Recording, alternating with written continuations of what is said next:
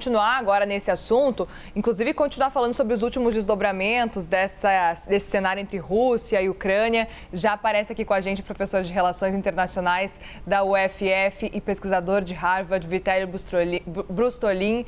Professor, mais uma vez, bem-vindo. Obrigada por conversar com a gente aqui neste fim de semana. Boa tarde.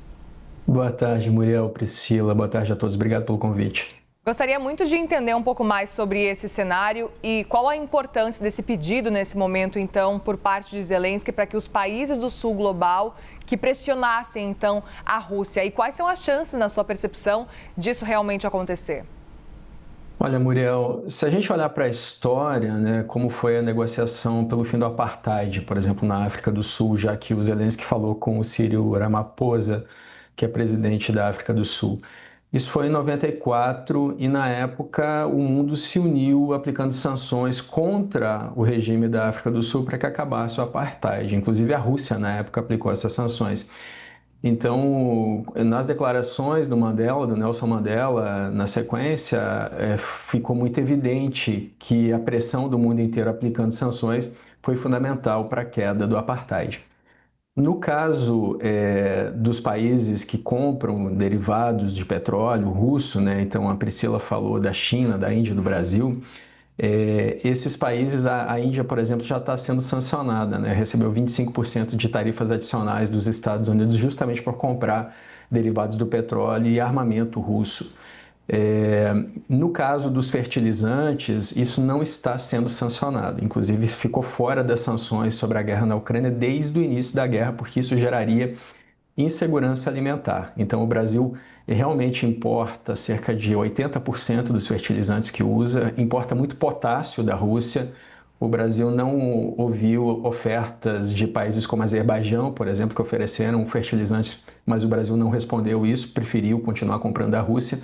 Agora, no caso do diesel, realmente o Brasil aumentou muito as importações. Em 2021, o Brasil não comprava óleo diesel da Rússia, em 2022 passou a comprar 74 mil toneladas. Em 2023, na comparação com 2022, aumentou em 6.000% a importação de óleo diesel russo. E no ano passado, Muriel, em comparação com 2022, aumentou em 9.900% a importação de diesel russo. Hoje, 65% do diesel que o Brasil importa vem da Rússia. E o Trump conseguiu levar o Putin para negociações justamente dando um ultimato quanto a essas tarifas secundárias. E nesse momento, no entanto, esse ultimato caiu por terra. O Putin conseguiu desfazer esse ultimato, simplesmente encontrando com o Trump no Alasca, e não há evidência, não há nenhum reforço por parte dos Estados Unidos de que poderiam voltar a aplicar essas tarifas secundárias. Então, nesse momento, não existe pressão para que o Putin negocie, Muriel.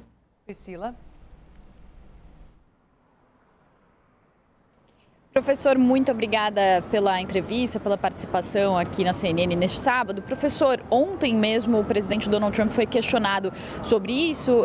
Justamente ele falou sobre sanções, ele disse que daqui a 2 semanas vai decidir se vai impor mais sanções à Rússia, algo que ele tem repetido muito, esse prazo de 2 semanas para diferentes assuntos, que inclusive criando ali um motivo para chacota aqui nos Estados Unidos por causa dessa couple of weeks que ele sempre repete. Mas o senhor acha que algo poderia fazer Donald Trump impor de fato essas sanções? Também nessa fala de ontem, na Casa Branca, ele disse: em 2 semanas eu vou ver o que eu faço, se eu vou impor essas sanções ou não, ou se eu vou deixar para lá o conflito. O senhor acha que Donald Trump poderia simplesmente lavar as mãos, dizer que não conseguiu levar Putin à mesa de negociação? E o que pode acontecer se isso de fato ocorrer?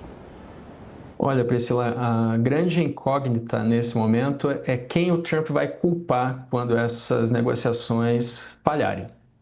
Se ele vai culpar o Zelensky ou se ele vai culpar o Putin. Ou se ele vai dizer que ambos não querem conversar. Nessa fala dele ontem, ele disse que pode aplicar sanções em 2 semanas ou pode não fazer nada. Ele foi bem ambíguo desse jeito. E ele também disse que o Putin e o Zelensky são como óleo e vinagre, não se misturam, né? Agora, de fato, as sanções secundárias pressionariam a Rússia a negociar. Os dados da Bloomberg são de que a Rússia está no seu maior déficit orçamentário em 30 anos. A Rússia está investindo 40% do seu orçamento federal no esforço de guerra, ou seja, quase metade de todo o orçamento da União vai para o esforço de guerra. E tem sofrido por conta das sanções, embora a Rússia negue isso, no médio prazo as sanções têm tido efeito, né?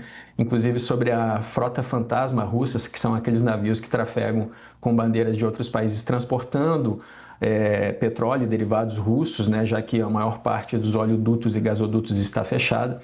Houve também um declínio na receita de energia na Rússia, porque ela fornecia 45% do gás natural da Europa, hoje fornece 10%, e a Europa pretende zerar isso até 2027. E houve também uma queda no preço do petróleo, que lá em 2022 ultrapassava $100 o barril.